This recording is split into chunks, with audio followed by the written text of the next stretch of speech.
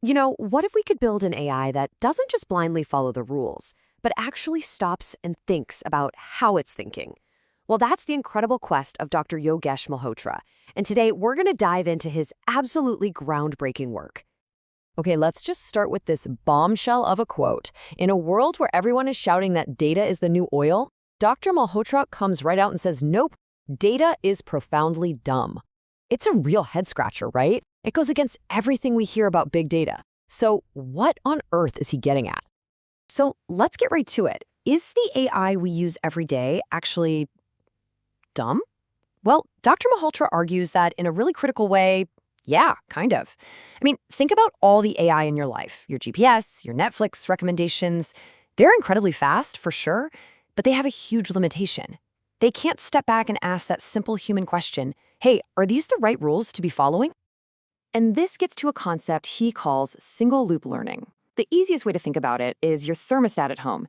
It senses the room is too cold, so it turns on the heat. It corrects the error, simple. But it's always stuck inside its programming. It's never going to ask, is 72 degrees really the best temperature? Or maybe we should just open a window. It just follows the code, period. And that right there is the million-dollar question. Because we live in a world that is changing constantly. And if you're just relying on a fixed set of rules, you're eventually going to fail. So what do you do when the entire playbook you're using is just wrong?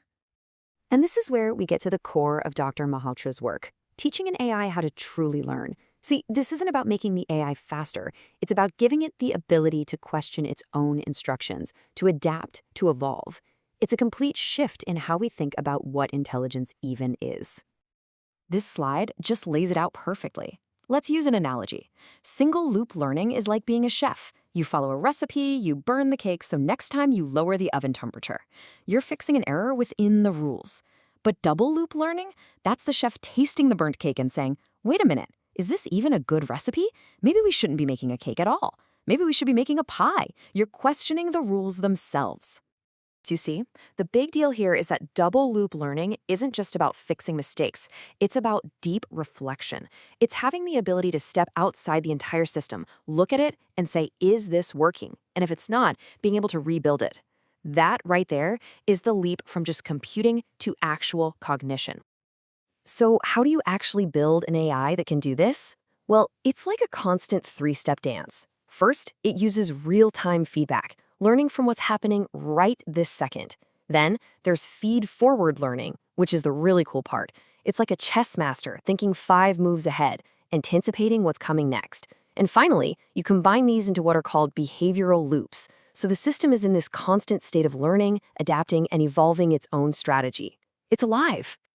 Now, this is where it gets really practical, because this isn't just some abstract theory. Dr. Malhotra is applying these exact principles to completely reinvent one of our most important systems: education. I mean, think about it. The way we've done school for 100 years, it's a classic single-loop system, right? One teacher, one textbook, one pace for 30 kids. But what if we could build a classroom that actually learns and adapts to every single student individually? And the potential here is just amazing. We're talking about personalized content. So a kid who's a visual learner gets a cool video, while another who loves logic gets a puzzle to solve. It's adaptive instruction. If you're acing the material, it gets harder. If you're struggling, it finds a totally new way to explain it to you.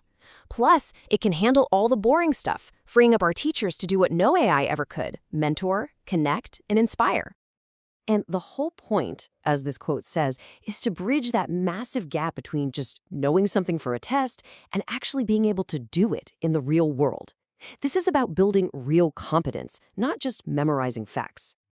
And the way he does it is with this fascinating method called appreciative inquiry. Basically, instead of the AI asking a student, what did you get wrong, it asks, what are you amazing at, and how can we build on that? It's a complete flip from fixing deficits to amplifying strengths. And when you do that, you get real critical thinking.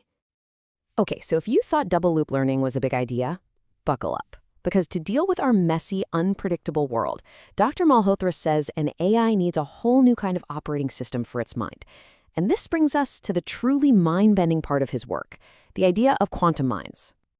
Now, what on earth is quantum cognition? Don't worry, you don't need to be a physicist. The simple idea is this. our brains don't work in black and white, in simple ones and zeros. We're all about ambiguity and uncertainty.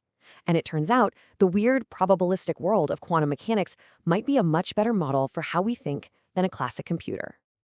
This table makes it pretty clear. Think about superposition. For an AI, that's like being able to explore a dozen different solutions all at the same time. Or what about entanglement? It's kind of like a model for human intuition, that aha moment when two totally unrelated ideas just click. This is about building an AI that's comfortable living in the gray areas, just like we are. And the ultimate goal here is to build an AI that can tackle the huge, messy problems that our current computers just can't handle. Imagine what an AI like that could do for discovering new medicines, or modeling climate change, or solving problems we haven't even thought of yet. But after all this wild, futuristic thinking, Dr. Malhotra brings it all back down to earth with a deeply human conclusion. This isn't about building machines to replace us. It's about building machines to make us better. I absolutely love this quote he uses from Charles West Churchman. It says that knowledge isn't in the library, it's in the person reading the books. Information is just stuff. Knowledge, that's what happens inside a human mind when we interact with that stuff. Technology can collect things, but only we can truly understand. And that's really the heart of his entire vision. The goal isn't to replace our ingenuity. It's to create a thinking partner, a tool that challenges our assumptions, shows us our blind spots, and helps us be even more creative and innovative than we could be on our own. And that leaves us with a final, really powerful question to chew on. For 100 years, we've been building machines to give us answers. But maybe the real revolution will finally begin when we build a machine that helps us ask better questions.